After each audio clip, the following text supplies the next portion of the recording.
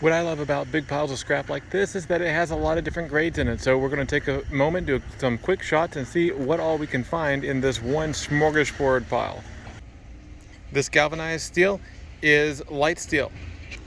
This big green piece here is heavy unprepared.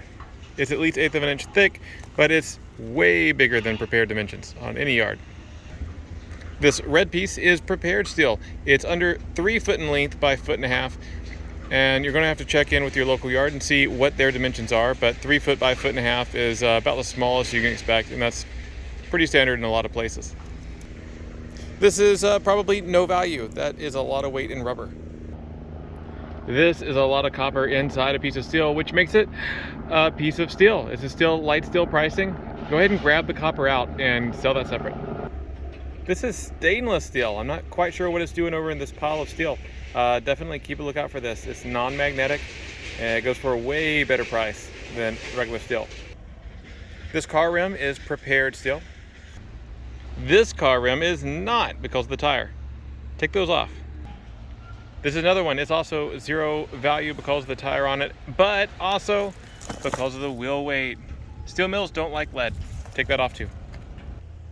Speaking of lead, if you ever come across a fire hydrant like this one, take out the lead in the joints. A lot of these fire hydrants have lead in the joints so that it makes a better seal.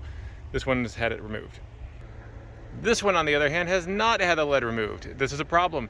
People who buy lead don't like the steel. People who buy steel don't like the lead. It needs to be separate. If your yard tells you there's no problem with the lead in there, ask them how much they would pay you if you took the lead out.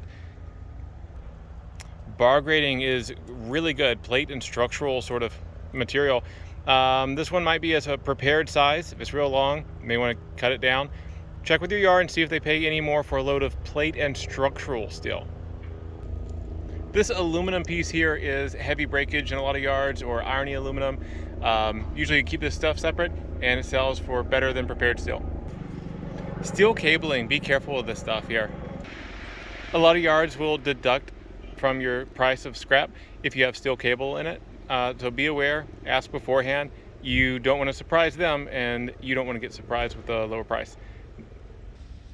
This bar grading here is good plate and structural looking stuff. It looks a little too long to go as prepared though. I'm going to cut that down. All right, Fanguard 10, bandsaw blade. Oh, that's good light steel. Water tank for a well. This is light steel as well. Remember, light steel is the most common. It's one of the lower prices for steel, but it's going to be your bread and butter. Looks like an old propane tank here.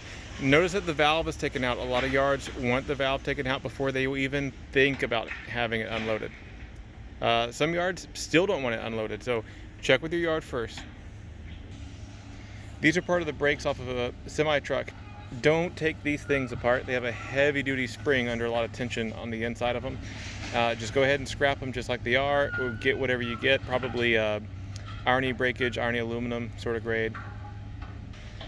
And that is it for this pile here. So if you see anything you want to know more about, please leave a comment below. Otherwise, we'll see you next time. Happy scrapping.